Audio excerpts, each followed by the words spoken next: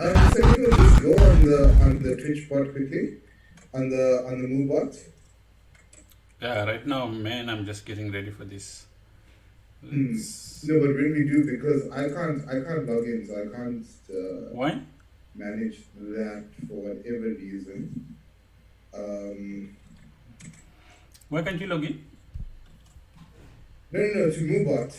To MoveBot. I don't know why. Wait, just give me a moment. UD. Man.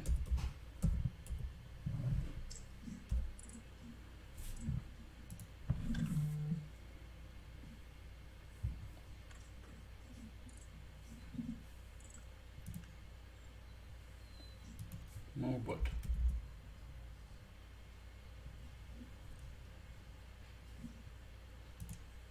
Yeah, you have to go into it and then authorize.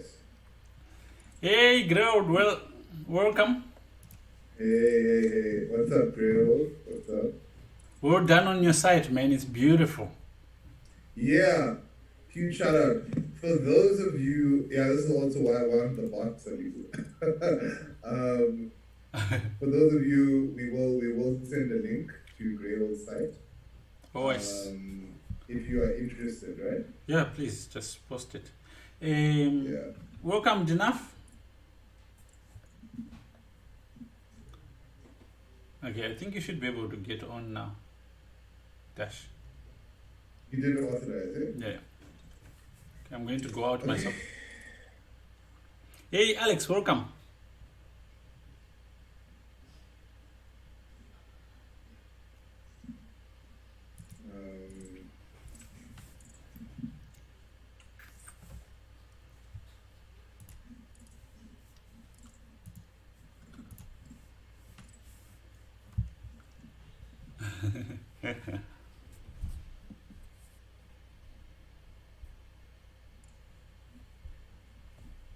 Yeah, it's pretty awesome actually. The site looks great. Dash has a bit of an echo tonight, or is he streaming from his toilet? Salimo, do you have me on volume? Okay. Please check this out.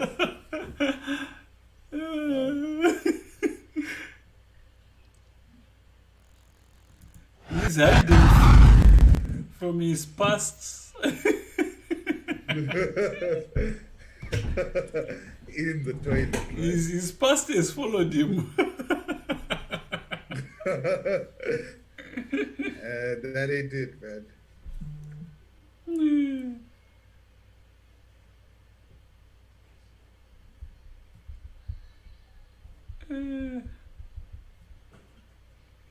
If you let our gang know that we are getting started, Dash.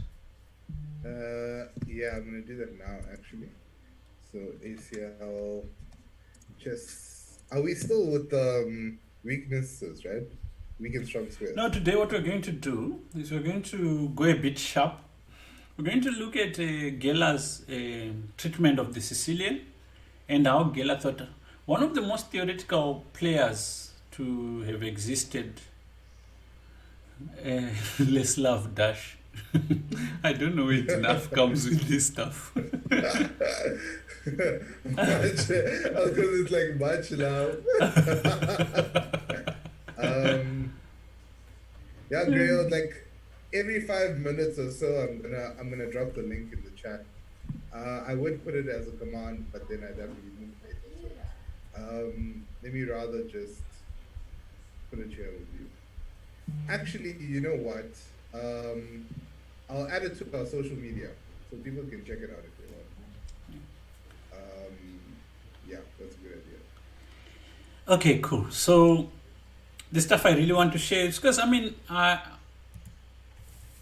sometimes when you're studying, it's dangerous to look at one type of material because you start thinking that's how you play chess, and then certain aspects of your play fall down. So I like mixing what we are doing with other things, and one of the books I saw when I was young was a book on Geller and how he approached opening preparation and so on.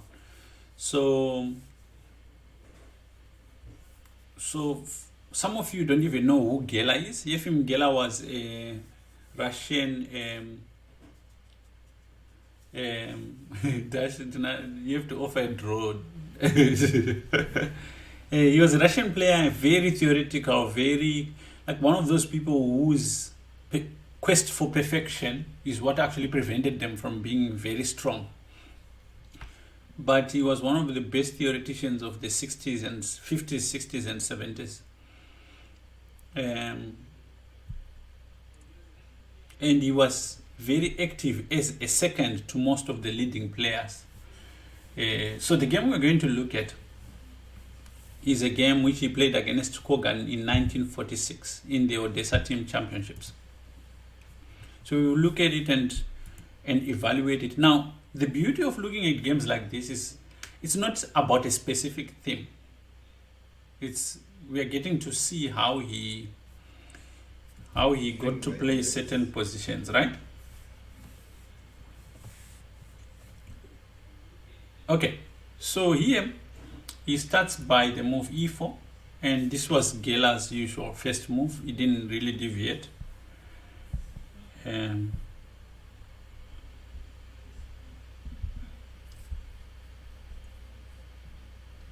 So his opponent goes c5. Now, if I'm not mistaken, I don't think Fischer ever defeated Gela. This was one spook opponent, I think, for Fischer. e4, c5. His name was FM, yeah. Very good. Not FM. He thought he was. Alex thought he was. No. Pide Master. Hey, Obek, welcome.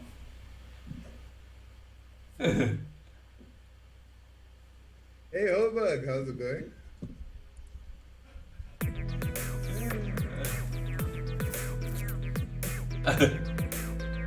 Hey, Pat, thank you so much for liking our stream. Really appreciate. Okay, so yeah, he was not an FM. He was a full Grandmaster. Hey, Terry, long time, welcome.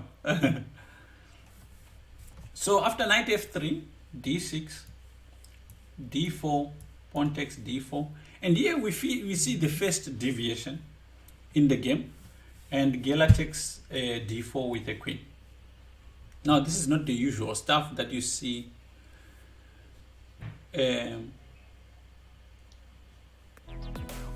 Nowadays, you don't see this a lot, but this is an equally playable system,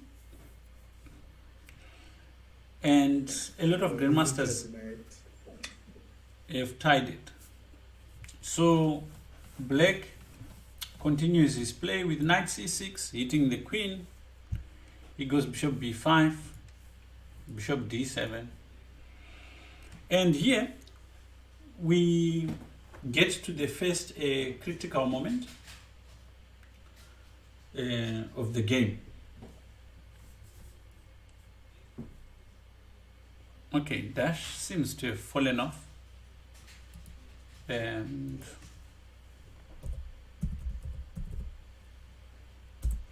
what would you do here? Yes.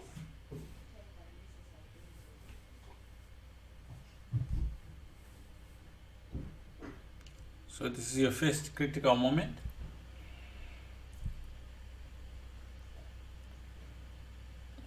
Because in a game, you're always going to be presented. he's in his safe space. Sorry, I just have to attend to my kids.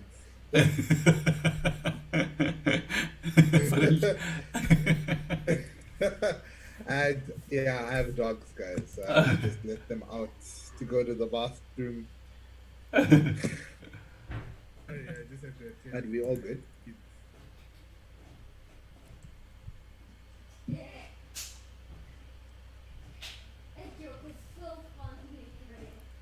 I think just thinks it's very fun.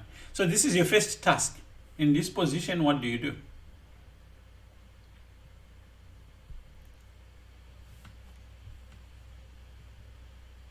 To take is a mistake. To make a backward move is a mistake. So I suggest we make mistakes. I guess that's the fun part, right? Yeah. And just so we're clear, this is why people kind of don't play the setup anymore. It's only in specific accelerated dragon lines where there's G6 already played that you normally take on D4 with the queen. Well, that's in my personal experience, right? Mm-hmm. I don't know what the pros do these days. Yeah. So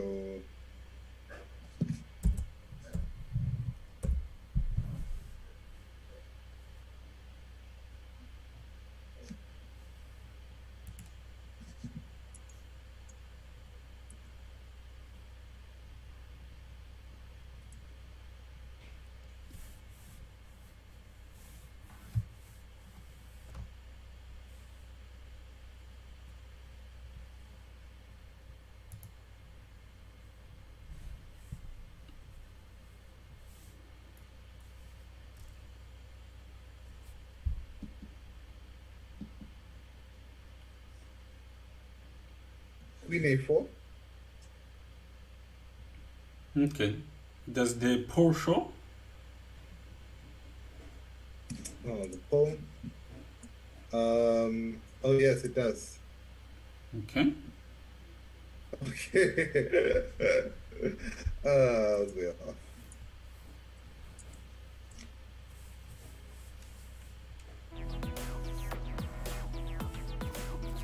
What kind of a pole is that, Salibu? What does it do? It's literally like a 50-50, right? Yeah, it's still a pawn. And there's like one really good move and Okay. one really bad move. Okay, sorry for that, Alex.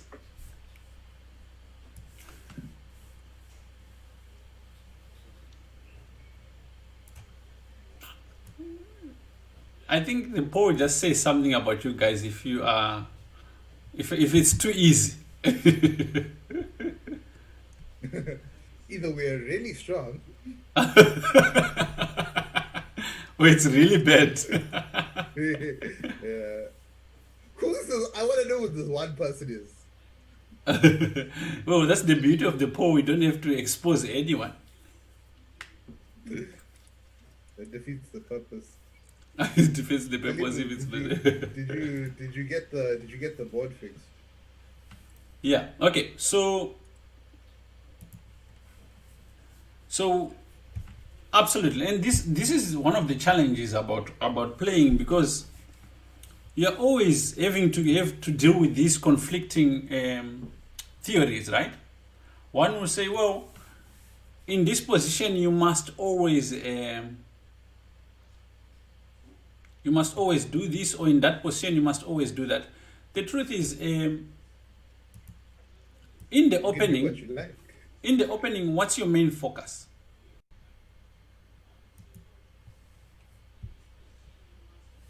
Getting an advantage by following the 3 opening principles. And what are those principles?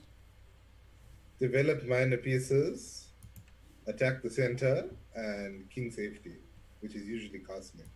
Correct, right? Actually, people say it's king safety, but castling serves more to connect the rooks than anything. Yeah, so development is one of the most important thing in the opening, but much more important is that activity is the most important thing in chess. So if you have a choice between moving back or exchanging, and these two are unfavorable decisions that you have to do, you have to make the move which results in more activity. Make sense? Not less.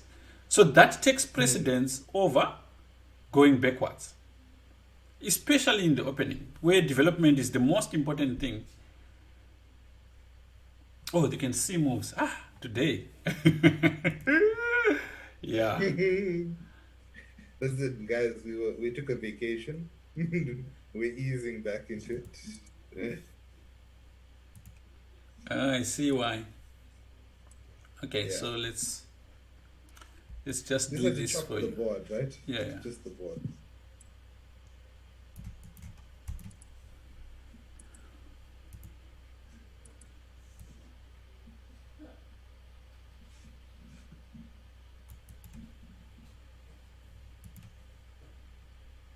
Okay, so there you go. So in this particular case, definitely bishop takes 6 makes sense. And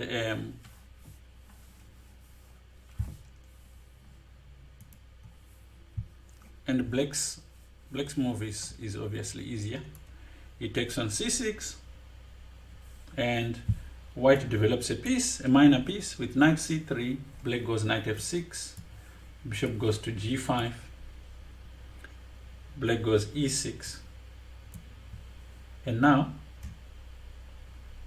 again it's your turn. Okay, your choice here is made complex because there's a lot of inviting moves, and these are the areas where people make the most mistakes. When you have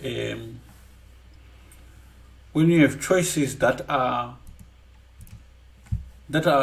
look good overall, right? So you'll be looking at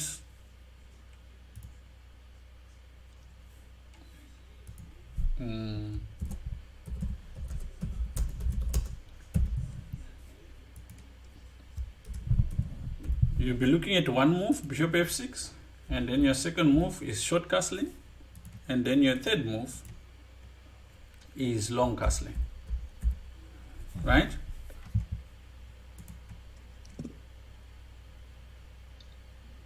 What do you do here?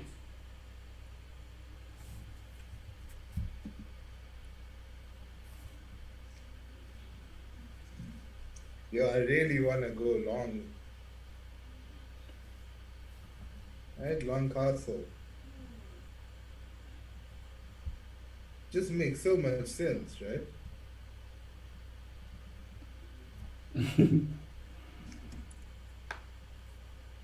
Oh, yeah, 100% long castles. Huh? There's that one. I think I know who's saying short castles, but we're not gonna say who.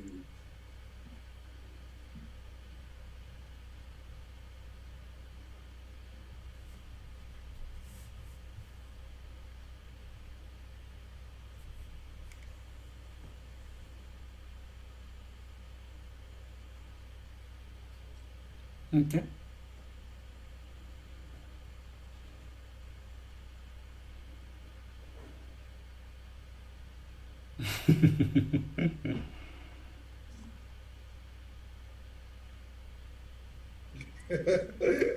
Chase made it known.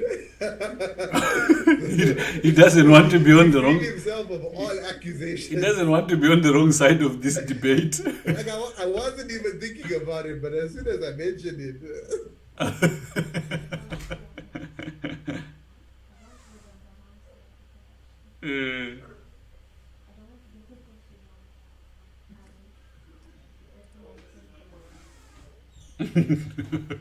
Short castling is what Kapov would do. I long castle. He came to tell me what he would you know, do. Karpov still alive. Karpov is still alive. Okay, You so don't wanna- definitely. You want to kill him. So here's the thing, right? And I want you to be able to add this to kind of your thinking process.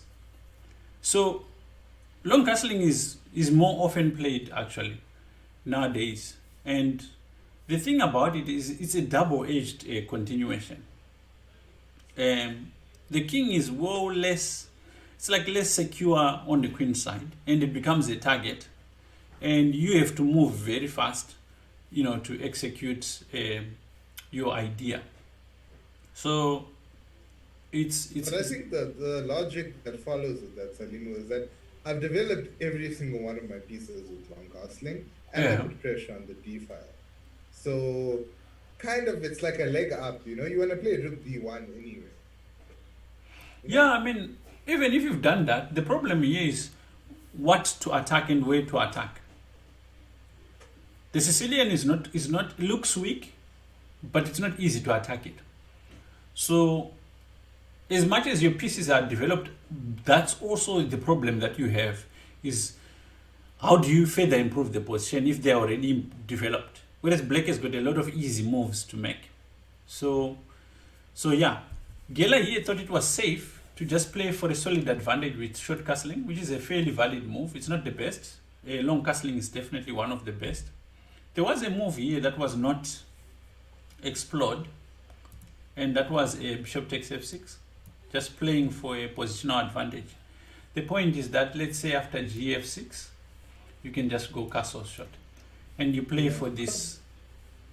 I've played these positions before from black side, and it's not so bad actually. Yeah. You can hold very well. That it's sort of like, it looks like you're cramped, but your king actually has a safe haven on e7. Yeah. Maybe on e7, maybe on e8, sometimes even castled. But this is just for further investigation for those who play the opening, like I think Alex does. It's good to know some of these details, which he probably you has have to met. investigate, because at some point you're going to meet a player that likes to trade on f6, and you're going to have to learn that you take with the cheap one, and then A couple of is not happy. It's true. So bishop e7, rook a d1. Again, this kind of makes sense. It's a kind of it's a position you don't want to be playing as Black, because the pressure is continuous on a Black side. And now here Black castles, and White just goes rook f1. If you notice, just White, what he's doing is just putting his pieces on the right spaces, putting them exactly where they need to be. Nothing extraordinary. And now Black goes queen c7, and he has played the opening accurately. And White gains nothing from the gain of a pawn here. So if you play bishop f6, and play queen takes d6, queen takes d6, rook takes d6, bishop takes c3, b takes c3, and you just play something like rook fc8, and you can see that although White has got an extra pawn, he's not really able to do anything with this extra pawn. It's really nothing. So again, very important to know these kind of ideas, because imagine if you thought that, let's say at this point, if you thought that takes on f6, gf6, queen takes d6 is a real threat, you would go out of your way trying to solve this problem, which would end up spoiling your position. But if you know, you just play because you know this is a harmless threat. Now, my question to you is, what would you play as White?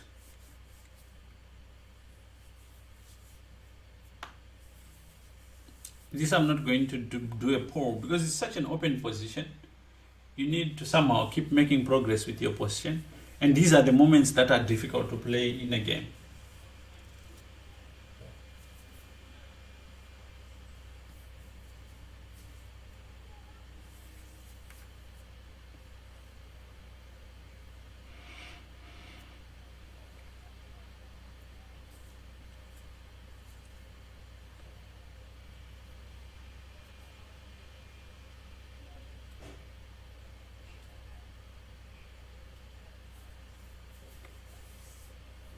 How do you play here as White? You've done everything right. Your opponent has not made a mistake, which is what normally happens if you're playing a very strong opponent.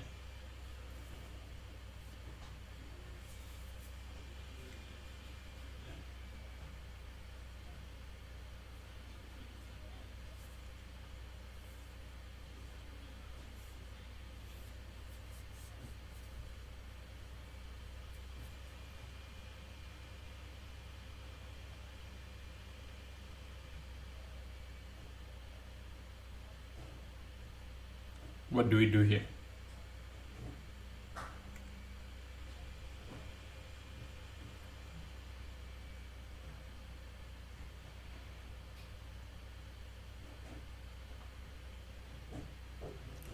E5. Yeah, E5, we call it breaking the tension. That's something you don't want to do. You don't want to play something like E5. And I like, especially when you're looking at the Sicilian, I like testing or checking these ideas practical. If you play E5, Black will just take on E5. And here, taking with the queen makes sense. And after something like queen b6, you no longer have a superior center. And if you notice, Black has got a central pawn and White does not. So this exchange would have made it much easier for Black to play. His rooks are going to come to the open file, and Yeah. And also very important, he has the bishop there, right? In an open position. Central open position. yeah, Dinaf, do you want the traditional pieces that we normally use? Yeah, sorry guys, my dogs just needed some attention. Okay. I didn't want to show you. Dinaf, that. tell me if these pieces are okay for you.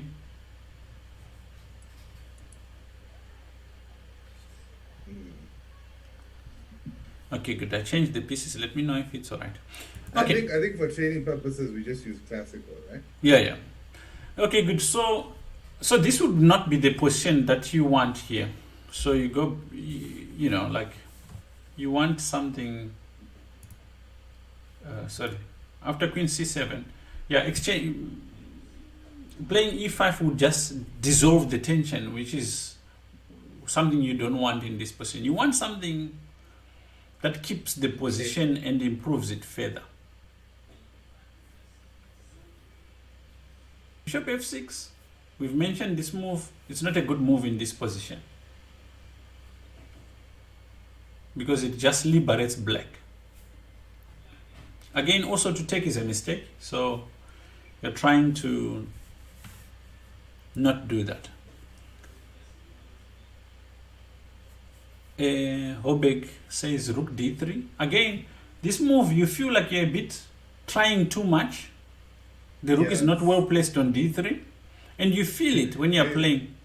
Like Alex likes the paw.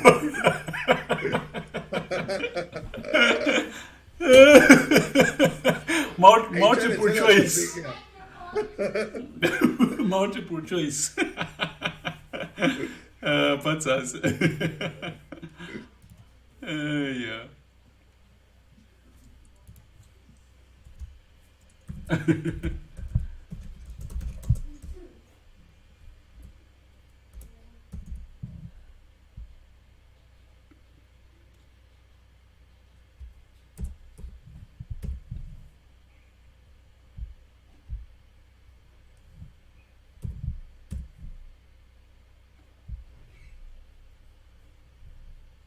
Yeah, so knight d2 is a common move here, right?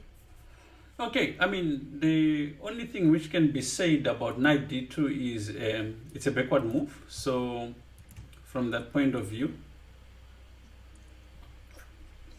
yeah, I mean, it would be wrong. I've put a poll since you parts us. Saliba, you need to make it more challenging. Well, what can I do? It says a lot about you guys if I make it easy. Pawn Wonder, welcome. That's a very good idea. Hey. Yeah. International master in the house. Finally. What took you so long, Dante? when I was your age, I was already a GM. H3, well done. So H3 is a very good move, and it's a very difficult move to also find because it seemingly doesn't do anything. But it does a lot. Yeah. First of all, it's a waiting move. It looks like. I learned what this move. You know they use a fancy word for this in books, right? It's called prophylaxis. And you know, like I did some research, right? Yeah. And it's like the prevention, like the medical term. It's a medical term that means the prevention of like major diseases like AIDS, TB, and cancer. And I'm like, but I like the European version where they just call this a coffee house move. Yes, but this is Because true, right? H3 prevents creates a safe square for the queen on E3, which would eventually maybe create a square for the knight on D4. But also the other added advantage of this is like if suddenly there was a need for a king side attack, it would already be easier to kind of go in that direction. And these moves in a game, they're critical moments, and you only get them like 2-3 times. But when you do get them, they make a huge difference in how the game progresses. And I feel like, especially when it comes to quiet moves like this is where most people kind of lose it. So here, black goes rook f to d8, and you could say that black has completed his final preparations and his offensive plan in the center. He says no plan, but a move makes a pawn move.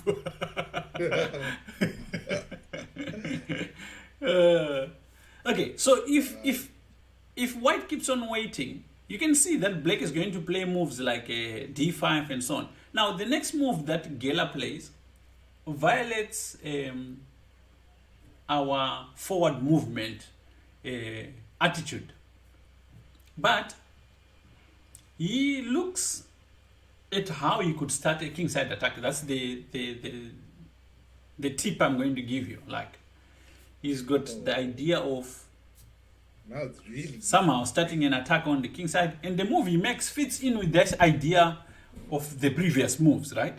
So let's see if that's more than enough. Are we putting it in a poll? You guys need a poll. I know my audience. I can't make it too hard.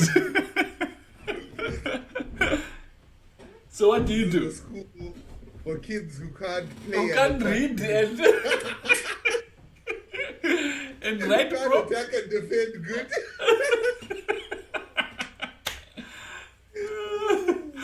No, and you know what? You know what Dinaf wants? He wants a poll after that. The tribe has spoken.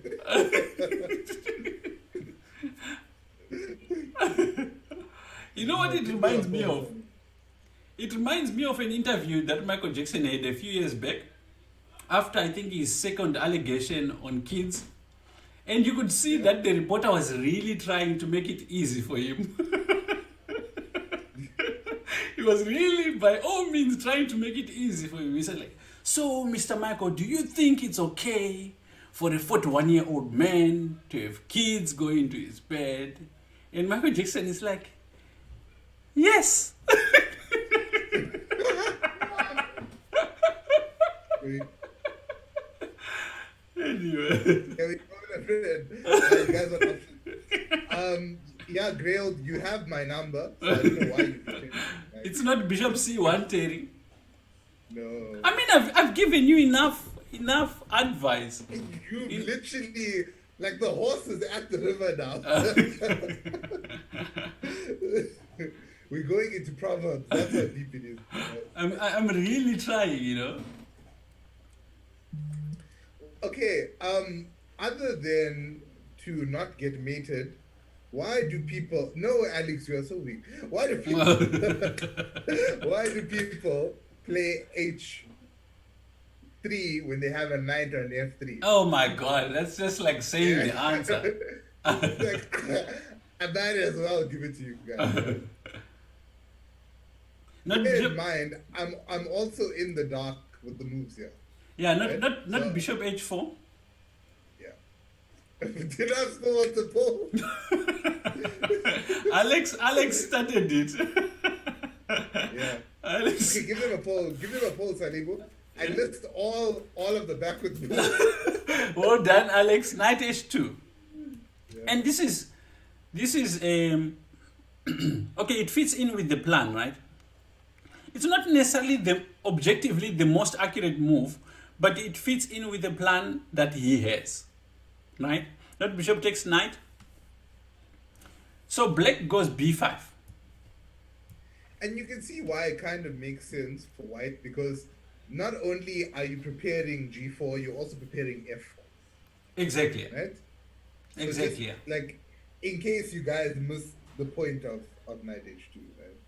Yeah. I mean, So here, after b5, Gela continues with rook d3, which is actually a mistake, yeah.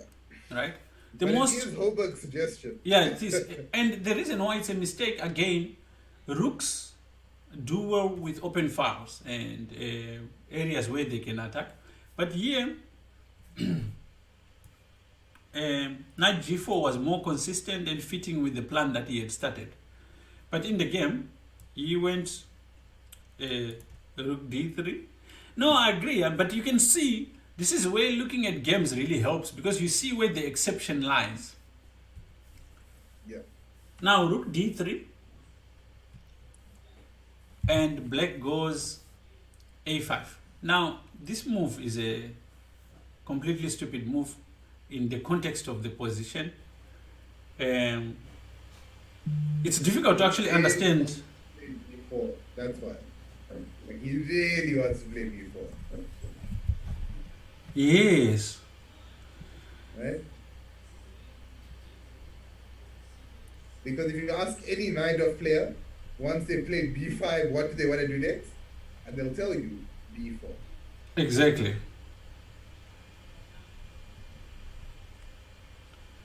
I just got a message from Fiona saying Alex will be looking at my game against Aronian in tonight's stream. So we'll raid Fiona just after our game. Yes, yes, we're definitely gonna raid her, right? Okay, so after a5, Gela goes rook f3, and black goes b4, and here, what do you do?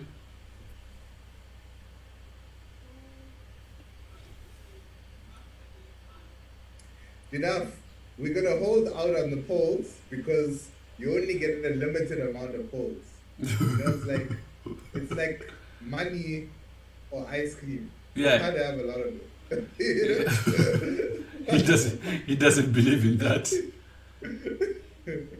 So yeah. It's It's about never, like Minecraft. never move backwards unless it's an exception. I mean, this is the funny part of. That's why you can't make chess into a science, because some stuff works sometimes, and It's not absolute, right? Yeah. Nothing is absolute.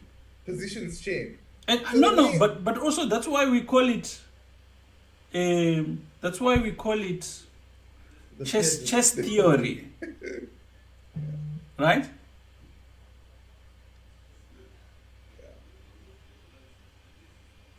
Oh, But the thing is, no matter how hard we work, right? Ooh, someone That's sent a message. Let's just allow it, which is a good point that they make. yeah? Can you allow that message? Win quit send a message. Okay. He says, I guess what would help is knowing that in the Sicilian, where white has played knight takes d4, that white also uses the f and g pawns. So the move knight h2 gets the knight out of the way for the kingside pawns. That's a point. That's a point. The Sicilian is slightly different to your average openings, and which is what makes it a bit more complex. There's a lot of weird aspects about the Sicilian from the get-go that you have to. That's what makes it a challenging opening, and that's what makes it an exciting opening and a fighting opening also for black, right?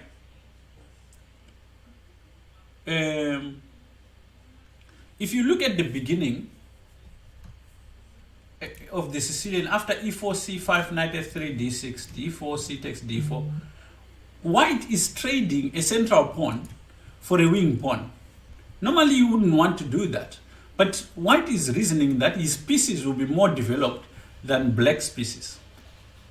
And because of that, the there is an imbalance in the position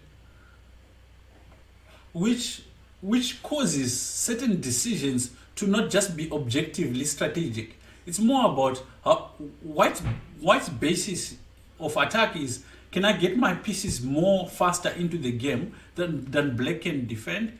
And black is vice versa, thinking, can I benefit from my better strategic setup if we can go to the end game? And this imbalance makes certain decisions not just simply based on structure.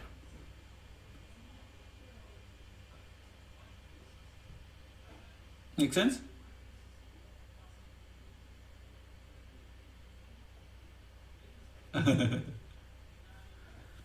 Okay. So here B4. Oh, Alex already was on the next chapter.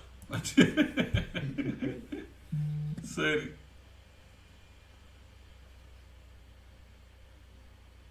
Yeah, I mean. Okay, yeah. Maybe just in summary, rather, I was handling things on the admin end here. What I think is, think about backwards moves like this.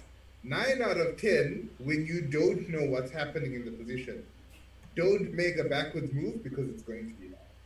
Yeah. Okay? When you don't understand what's happening in the position. When you get more knowledge, and as we all grow more and get stronger, we will become accustomed to knowing when backwards moves are good and when they aren't, right? So just, if you think about it like that, right, these backwards moves were made with a purpose. Yeah. I want just like, I don't know what I'm doing, I'm moving my knight backwards because I want to pass the turn. Correct. Kind of like, I'm not passing the turn to my opponent. There's a plan involved with playing knight h2. So that's what you need to understand behind the move, right? Yes. You can't just be like, oh, it's a backward move, it has to be wrong 100% of the time. You need to think, okay, well, he played a backward move. I know in principle it's wrong. Why is it wrong? Yeah. So these are the questions you need to ask yourself, right? Absolutely. So here, white plays rook takes f6, not knight e2. None of that nonsense backwards move. He goes rook takes. He goes rook takes f6, and I can safely say to you that this is a blunder. Yeah. And this is what makes it exciting, right? But when he made the move, he must have looked sideways, like he knew what he was doing. But this is an absolute mistake, and he should have been punished for it. But it's a bold move. It doesn't mean that it's easy to refute. It just means if you were playing against a machine would beat you. But if you are playing against people, like badly, like it would beat you. you might be able to get away with it. Okay. So I mean, before we judge the guy who was beaten, let's take the black point of view and say, what would we play here?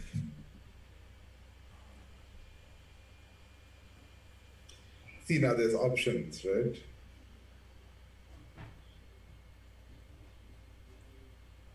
What was the rock saying whenever you would ask people questions?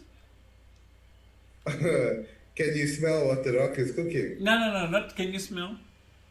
No one cares what you think. Or No one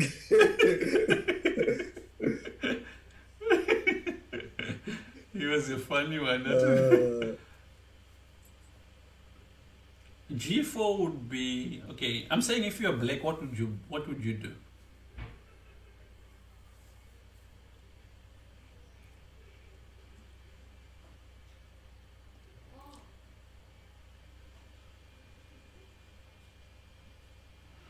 And you can imagine, this is in the 40s. This would have been even after the game. This game was completely misannotated, and people for years believed nonsense, which was not true. What kind of nonsense? Yeah, GF6 was the best move, and actually it doesn't take a long time to just see that this is the correct move. But in the game, black took on c3 with B. So now this is obviously a mistake. Now how do you continue for white? First, you start celebrating because you don't lose on the spot, right? Yeah, I mean, white is not out of the woods yet. No, you mean black, right? No, white. White. White is not out of the woods yet. The wood seems to be coming in hot here. um,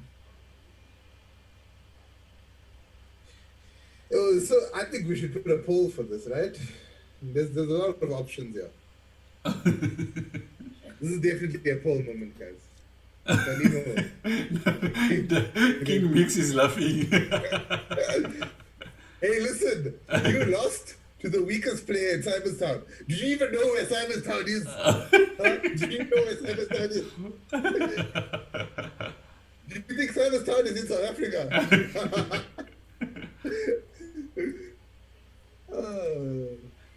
No. The reason why I say Kian, we're done. We're done. Yeah, Knight it's G4. a critical moment. We can say you're the only player in this club who does not need a pole. That says a lot about our club. So after knight G4, black goes H5. Now this is a blunder. He had a lot of good moves. One of those was actually to take on B2, would have been alright. Taking on F6 is not a good idea. But H5 is an absolute howler of a move. You see, this was the strategy this is what we try to teach you. When you play moves that are so bad, your opponent gets confused. By how bad they are. This is the teaching motto of our school. It has to be so good, it's confusing. What do you This is do? how I play. Did you see that game where I got forked in the same position twice? And what So happened? what? I think it was King Mix who was laughing at. It was Alex. Yeah. But let's put it this way, right? Alex would have never have won that game. Never. That's a very strong move, King Mix. Correct. Knight H6 Yeah. is the correct move. But in the game, Gela played Bishop H6, and again, this is a terrible mistake. I'm not saying a bad. It's a terrible mistake. I got a scale of 1 to 10. It's about an 11. A solid 11. He says, I remember it gave me nightmares. I mean, you were not only forked in the same place, you lost rooks in all those forks. On the same square. All the rooks from one piece. And you know the scary part is you won the game. Yeah. That's why it gives you nightmares, right? Because the only things that give you nightmares are the things that scare you. Okay, so Bishop H6 is a mistake. And black plays the only move which does not win. There's a lot of obvious moves. He plays the only move which does not win. He plays E5. He could have. Do you know what? This position is so good for black. He could have won by just playing Bishop F8. He could have won by playing something like a Queen A7. All these moves work, but he managed to find. This was a legend that we are talking about. The move he finds. Ella took notes from me. But also, like, the reason why I'm showing you this is like we get so used to showing you perfect games that you think like you're bad. You're really bad. But I mean, you can find solutions to this game. And this is a game in one of the classical books of chess. When I was young, when I saw the book, I thought it was amazing. But these kind of books, they give you a false idea of what chess is about. Chess is a game of mistakes in its nature. It's a game of like whoever makes the last mistake loses. So You know what's common? You know what's common between every immortal game that was played? yeah, One mistake was made. yeah, Only one though. It was only one, and it wasn't a big mistake. It was a very small mistake, but it was still a mistake. yeah, And those are considered immortal games are considered perfect games. yeah. But look, okay. So my point is this, right? If you are given a false idea, yeah, I'll give you a current scenario. Like in this society, people pretend like there's no depression and people don't get sad, right? So when a person gets depressed, they feel it's happening only to them. As a result, it goes on as an unhandled situation in society. The same with chess. You get used to the idea that, oh, Fisher played amazing games all the time, that if your game does not have a point where you sacrifice something, then you are not going anywhere. You get the idea. When the truth is, if you actually look at his games, there were games where he played terrible, like you do. There were games when he really started improving. I'm motivating you. You know, it reminds me of like an Arnold Schwarzenegger quote. He's like, I smoke cigars because I'm not a coward who's afraid of his wife. Like you. Okay, but you get the idea. So this game is full of mistakes. And after Queen E3, he takes on G4. And now, White takes on G7. Very obvious what his intentions are. And here, Black makes a mistake and plays King takes on G7. Now, this should not be the end of the world. Because now, after Queen H6, King to G8, it's not so easy to continue attack because your pieces that you are left with require a lot of space to continue the attack. Chase, you are spamming the communication now. Rook goes to F5 with a very direct plan. I remember following this game as a youngster, and I could not really stop marveling at the way that White was playing. I thought it was brilliant. Yeah. So actually, that reminds me of something that really stuck with me. So, and you've heard me say this before, and I'll keep referring to it, hopefully in the future. But it was the French series by Kochner, right? And he talked about a game that he played against Garry Kasparov, right? That he drew, and then he never beat Kasparov, or he never drew again to give him the Kasparov game. He just got beaten after, and he was winning that game. And he says, like, so he goes to the game, and then he says, like, okay, this was a mistake, and he explains why. And then at the end of the analysis, he'll go like, to an amateur, it would seem like a brilliant game, brilliant attack, brilliant defense. But he's like, no, not to me. He's like, this game broke my heart. And he took things personal. Yeah, he's like, he took things personal. It broke my heart because I mean, to me, I didn't play well. I saw him once. I saw him once being beaten by Judith Polgar, a girl.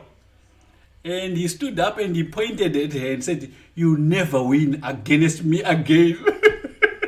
He was a terrible person. Yeah. And he was rude too. So anyway, after Rook F5, he goes Bishop E8. And you know what actually surprised me? When he died, people were saying, "Oh, he's such an amazing person. Chess has lost such an amazing person." No one liked him. People didn't like him at all. He was a rude old man and unpleasant to everyone. It didn't matter who you were. He didn't like losing. But what was amazing about him, even when he was old, he didn't like losing. Really didn't like losing. Okay, so here, what do you do?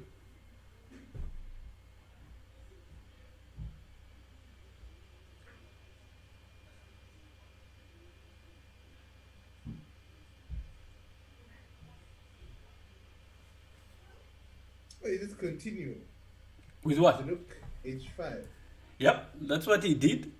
Rook h5, and after f6, You have to hit it with a check, but you need to know which check. rook h5 or done king mix. Yeah. Queen h7. Okay, queen h7 would not be bad, but he played rook h4 first. What? It's correct. It's not bad. And I just want to let you know, just in case you think white is winning, he's not. He's looking for a draw. There's no win. Yeah. Now, black managed to find the only move which loses. Again. Yeah. Uh, But okay, if you are black here, it's also not easy to find a move here. I mean, I would start running like a headless chicken. King f7. So king if you go c6. king f7 here, then he's winning.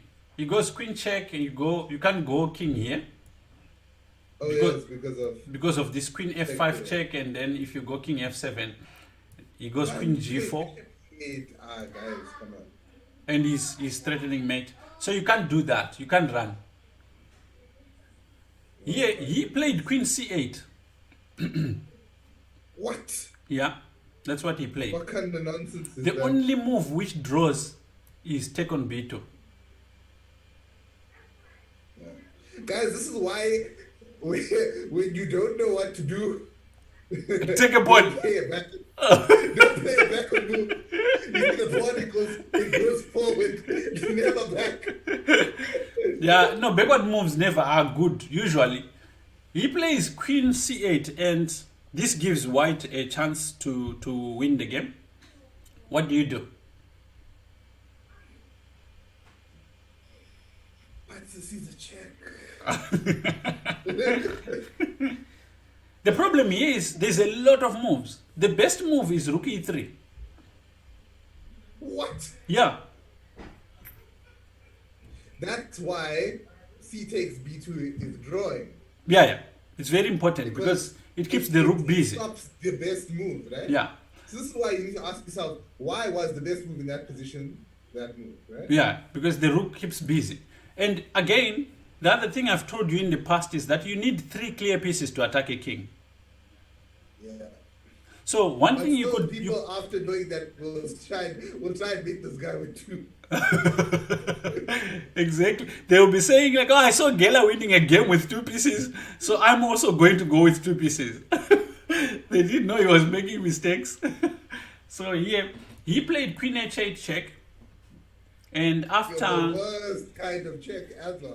king f7, yeah, of course, rook h7 check. It looks good to the eye. I think that's why he played it, but it's not an accurate It really move. does. It like gives all the escape squares. Yeah. So he goes rook h7, king e6, and now he goes queen g7. Simply threatening e7. There's many ways of, okay, there's a way of defending. It's not a usual way, and it's a difficult one to find. The only move which draws is so difficult to make in this position. Wait, I wanna challenge here. Just wait, chess. Are we almost done? You're welcome. I've never seen someone who's so punctual when it comes to time to stop a task, but he plays video games the whole day. This is the only moment when he's like on time and wants to leave as soon as the clock is done. No, it's not queen g4. Oh no, it's black to play. I'm just saying. F5. No, it's black to play. Yeah, F5. Yeah, not f5. F5 or D5, right? In fact, that move, black is winning in that move. I'm just going to tell you because you're not going to find it. and that move is king d7. Because it's a backwards move. It's not only a backward move, it gives up a piece with check, and it runs, it doesn't look normal. Well, But- this is the other option, right? You want to either break away from the prison that you're in, or you're up material, so you don't mind giving away pieces. Exactly, he doesn't mind giving away the bishop because he's a bishop up anyway. He's got this pawn which is almost on b2. So if you think about it like that, it's logical, but a very difficult move to make. And in the game, he managed to find it. King d7. And rook e3. How is this like a brilliant game? No, but I mean the challenge. That's not what, right? I mean you can see the challenge, right? Yeah. So after rook e3, he takes on b2. White takes with check. Check.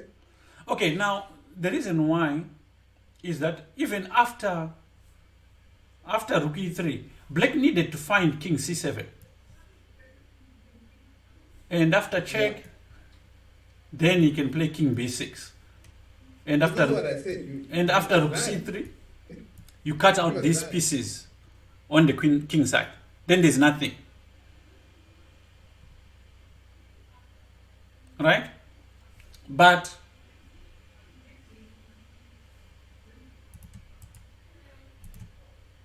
after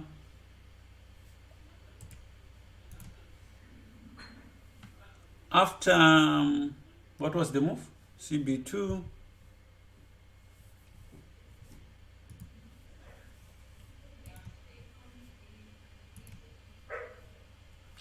He took on e7. Oh, sorry. He took on e7 with check, and this grid is what cost him the game. After king c6, rook c3 check, you can see now that the king is in trouble. Rook c3 check, king b6. The stronger player is always lucky.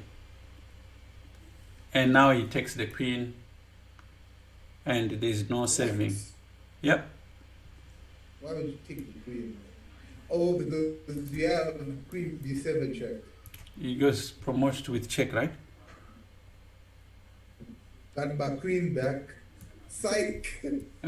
Psych. But now he missed something here, I think. Rook d7, queen takes on e8, Yeah. and rook h7, and queen c6. He's going to get mated in one move. So yeah, this was our game of the day. At least a bit different, much more interesting and exciting. And with that, we will end here, and we're going to raid Fiona. I want us to But all please, go. before we have an announcement before we do any of that. Yeah. Please put up the stuff for our humble viewers. Okay, good. So let's see. Okay, just speak about it. Yeah. So as you know, we've postponed our guest lesson with Max Wamadan. I am Max Wamadan. I think he's 2504 FIDE or 25 somewhere there, right? He's going to be doing a talk on the King's Indian defense. Everybody loves the King's Indian. It's super aggressive, super tactical, lots of theory behind it. And he's going to be discussing it in depth tomorrow, right? Don't leave yet, guys. Don't leave yet. Don't leave yet. So please tune in. So originally what we had was, it was going to be for subscribers only, right? But since, we thought that in all fairness, we want everybody to kind of learn from this experience, what we've done is we've opened it up to everybody. So you can all watch for free, but we're going to host a simmer after the lesson. And if you are a subscriber, or if you do pay the fee, which is 100 Rand, as you're going to see on the poster, then effectively what will happen is that you will be eligible to challenge Max for the simmer. So just be aware that we'll post a simmer, you can apply for it, but if you're not a subscriber or if we haven't seen that you paid, then we won't be accepting you to play against him. That's unfortunate, but it just kind of is the way things need to work because we are paying him to be there. So please come through for that. It's not too late. And yeah, we would prefer subscriptions over the money, obviously, because it helps grow the channel and we can bring you more content. Fantastic. Yeah. Okay. Salim, do you have the visual up? I can't see it. I don't have the visual. Can you not just upload a picture? I am looking for it. Yeah. Okay, but they can go so to their Facebook page and they can find a post on it if they. Yeah. So let me just find it on Facebook quickly, and I'll post a link here. Right. Yeah. So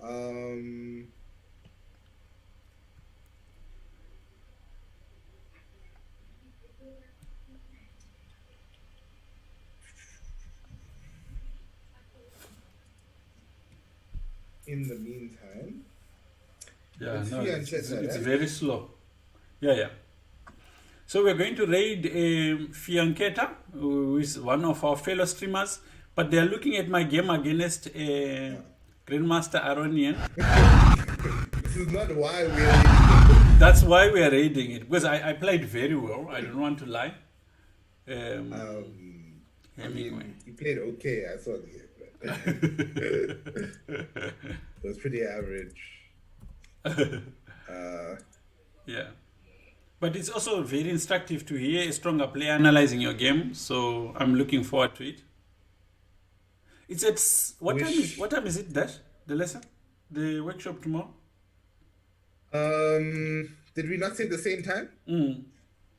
Same time, same place. I'm just gonna find it quickly and then I'll post it to you, right? All right. So here we go. Right.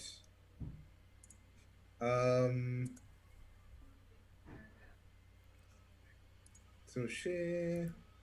Just give me a second here.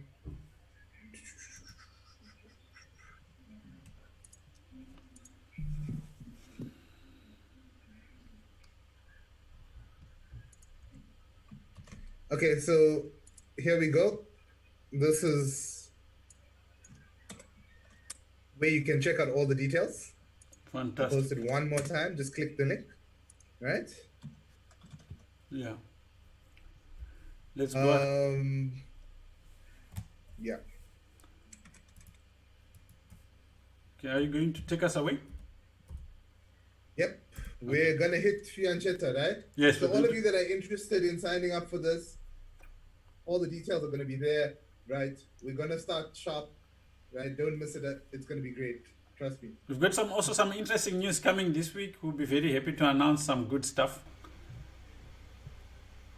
Yeah. Okay, good. Are we going? All right, guys. 3, 2, 1.